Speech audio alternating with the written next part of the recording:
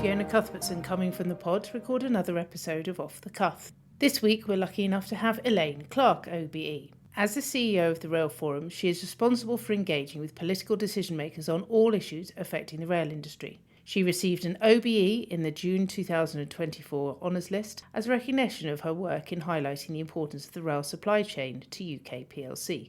Welcome, Elaine. So, firstly, can you tell us a bit about your background and how you ended up as the CEO of Rail Forum?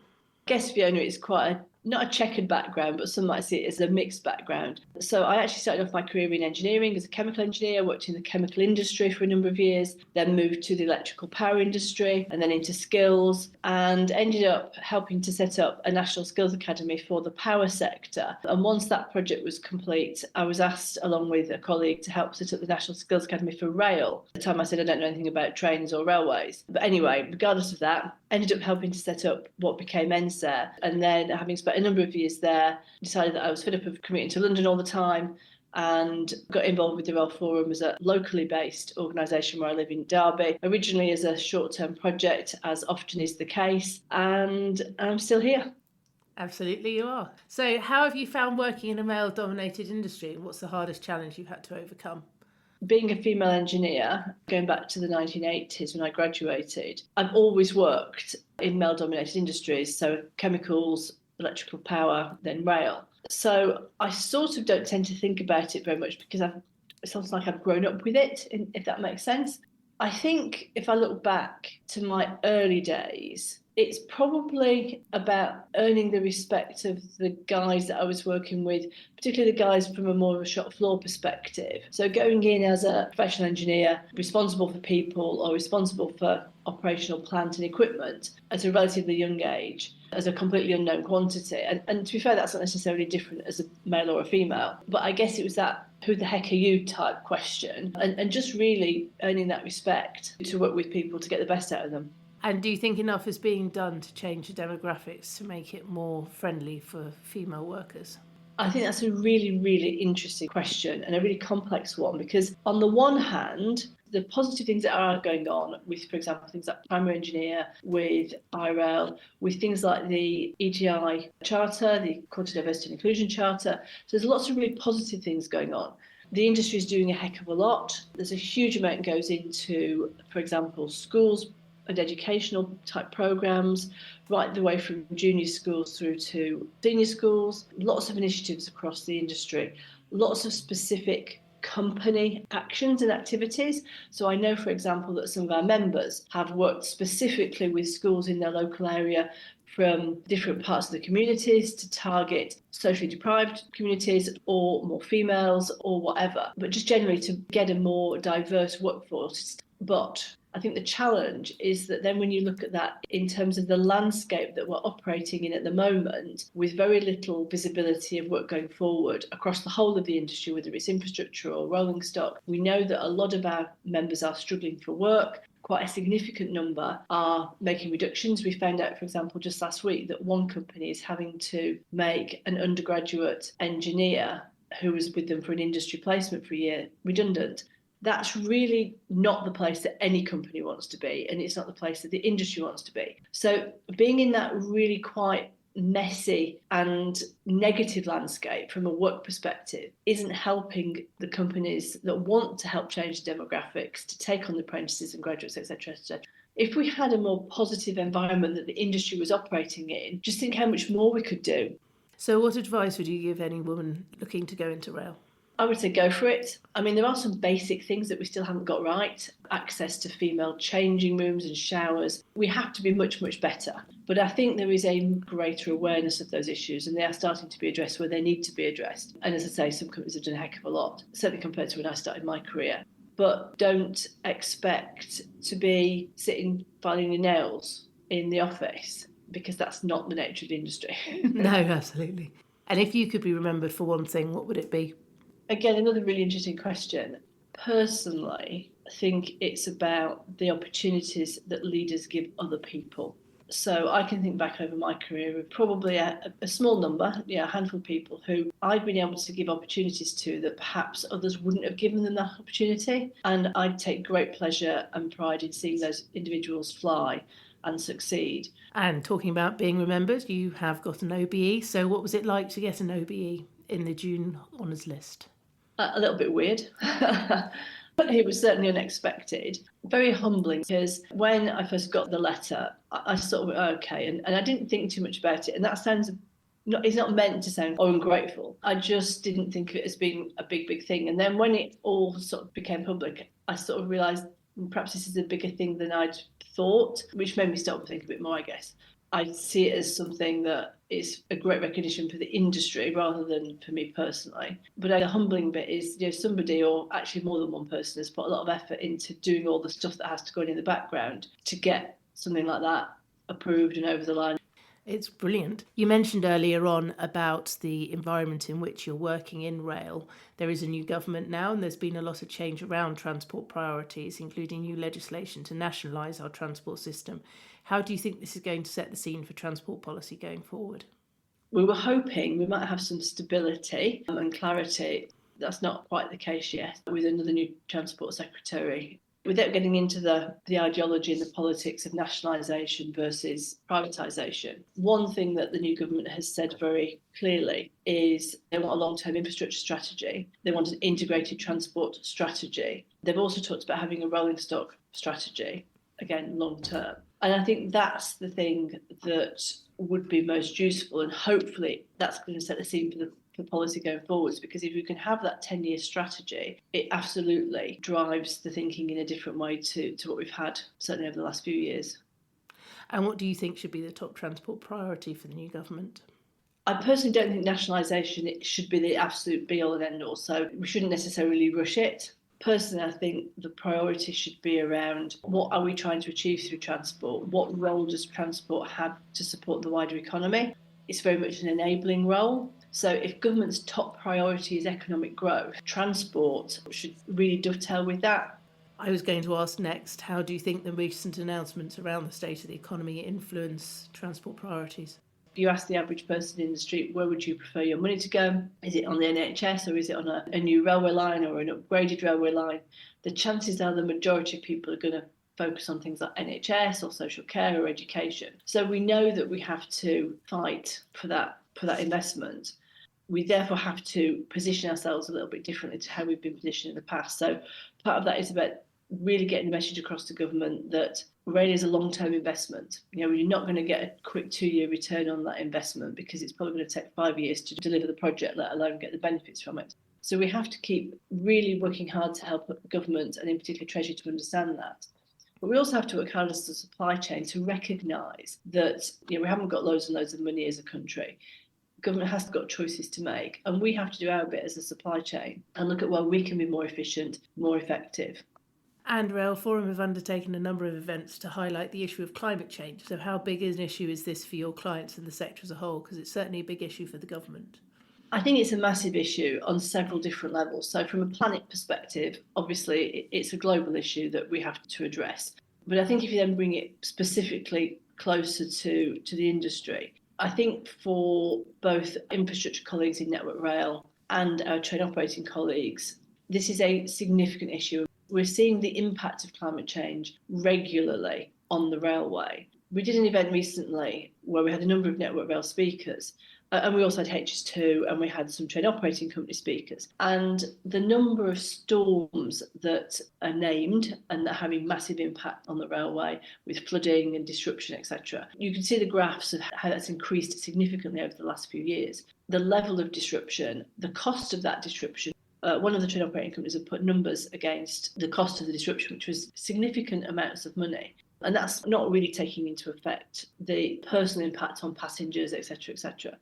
So I think, you only need to look at the disruption on the railway when it comes to bad weather, whether it's winds, whether it's storms, and indeed hot weather as well, to recognise that this is something that's going to take a lot of effort and a lot of money in terms of investment to make the railway more resilient. And Network Rail has said they've got £4 billion in CP7 to spend on climate change related resilience issues. If you then look at it from a supply chain and individual businesses perspective, it's having that impact on all those individual businesses as well.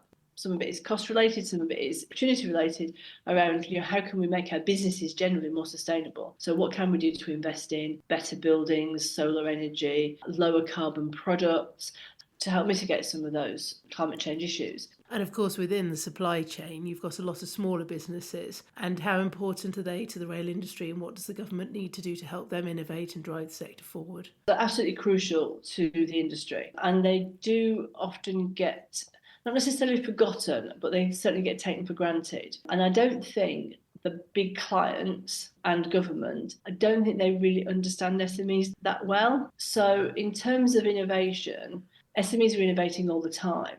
The challenge is getting those innovations onto the railway. Network Rail, for example, will often say, oh, well, we don't work directly with SMEs in this area, we work through tier ones. And they might see SMEs as too risky to work with because they're quite small. But actually, sometimes the risks are just as big with some of the bigger tier one companies. There's a bit of a mismatch in terms of real understanding of how SMEs work and what value they bring. And I would like to see greater willingness to work directly with more SMEs. Now, I recognise totally that Network Rail can't contract directly with X thousand, 4,000, however many SMEs. That would be totally unmanageable on many different levels. But there is scope, I think, to do better and more than is currently done that would actually deliver significant value. And talking of SMEs, one of the areas in which we're innovating is around safety. And safety is going to come under the government's remit now as opposed to the RRR. Safety of girls and women on trains is an issue. How important is it that the government gets to grips with this immediately? Yeah, I think this is a really interesting topic, which I'll be honest, I've not actually had that much involvement with. Safety and violence towards women and girls is a societal issue, which is incredibly sad, being honest, isn't it, Fiona? But yeah. So I think it is important that government really gets to grips with it. Immediately, well, yes, but I also understand what's driving the behaviours that are leading to women and girls feeling unsafe. Like with most societal issues, not a quick fix, not an easy fix. But I see many companies really taking this very seriously. That's a good step forward. But I think government really rising up their agenda is a good thing too. Absolutely. Yes, and the supply chain, the industry is working on innovative solutions like better use of lighting, other safety features, use of apps and technology. Do you think Absolutely. the government needs to engage with the industry on this issue in order to ensure that this issue is dealt with as part of their plan to reduce violence against women and girls? It's like most things. If you ask suppliers, how can we address this issue? They will come back with suggestions because they're innovating all the time. So there's a whole raft of things that can be done from a design and architectural perspective and a layout of spaces perspective, right the way through to, as you say, things like lighting, apps, communication systems, etc. The more that government engages with the sector, the more they will understand, well, actually the solutions are out there. So the more dialogue that goes on, it raises the whole profile of the issue and people start to understand it better. And then companies can come along and say, well, actually, we've got a suggestion here. We've got an app, we've got a product, we've got something here that might help. Absolutely, and there is a move towards multimodal transport for passengers. How important is it in order to help the millions of people who rely on public transport get around? I think this is probably one of the biggest opportunities and challenges for us as a sector and for transport generally, because none of us as travelling members of the public think about just the train journey or just the whatever journey. We think about getting from home to school or university, from home to work, from home to that business meeting that I'm going to, or from home to that concert that I'm going to. You think about that end-to-end journey, particularly the younger generation who are used to having things on hand, on an app, on their phone. And I think multimodal transport fits into that. So they want to be able to call the Uber, get to the station, get on a train, get to where they're going. Hey, happy days.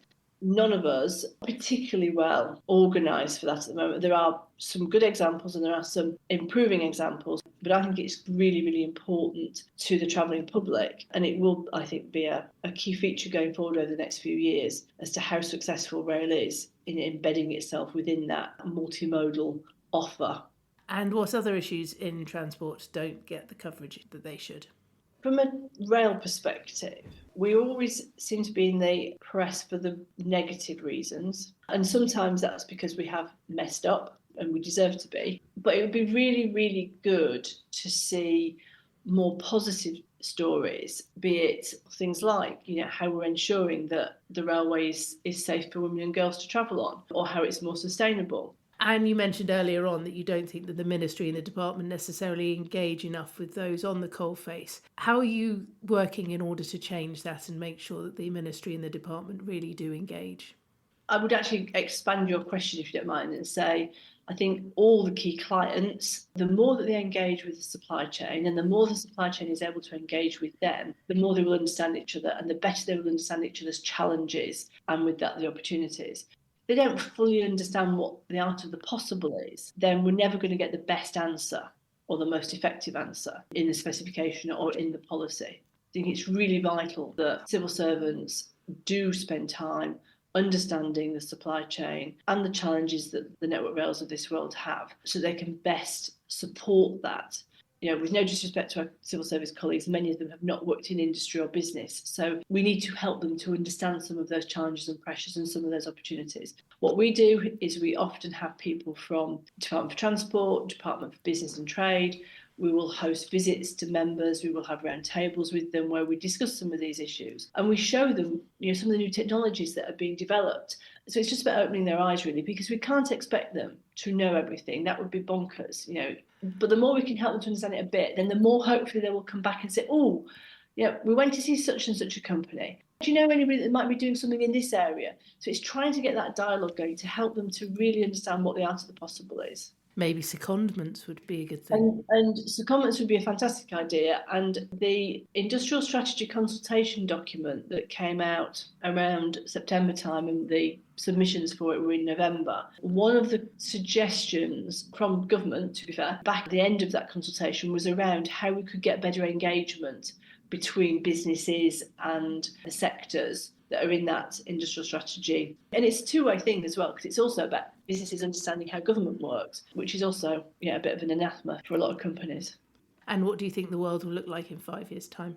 I would like to think we've got a bit more stability as a sector. We will have that long-term strategy and vision for the sector. We'll give our businesses a much better place to plan from. Clearly, from a rail perspective, within 5 years, the intention is that all of the passenger operators will have been nationalised. So that will be interesting to see how that drops out and whether it does deliver the improved performance that the government says it wants. We should have GBO set up and actually operational by then as well. So I think from a rail perspective, it's going to be a very interesting 5 years with all that change, because they're big changes as well, Fiona, that, with the rail reform bill that's coming, these are big changes. They're not easy to enact. I think the worry I have is the global tensions are increasing. Some of the geopolitical issues are definitely higher on the agenda for some of our businesses than they perhaps would have been 5 or 10 years ago. And that has implications for supply chain. If you think that your supply chain is going to get disrupted because of some of those geopolitical tensions, then you might seek to change your suppliers. And we saw that with what happened with Russia invading Ukraine, with the disruption to the supply chains, etc. And finally, what gives you the most hope for the next generation?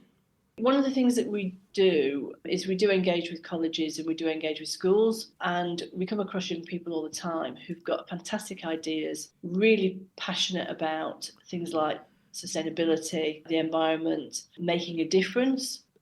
They've got a much more focus on what's best for society. Enthusiastic young people who really want to contribute to the country going forward. So I think that's one of the things that gives me hope. And we see some really good young people coming into the industry. And you think, well, actually, the industry will be in safe hands. And with that, we come to the end of another podcast. So thank you very much, Elaine, for coming to speak to us today. Thank you for inviting me. Thank you to all the listeners of the podcast. If you have any questions, please feel free to comment. If you think it's worth coming back, please like and subscribe. If you feel you need something to tide you over to the next podcast, please buy my book Party Games on Amazon. And on that note, I'll see you next time. Hope you have a good week, one and all.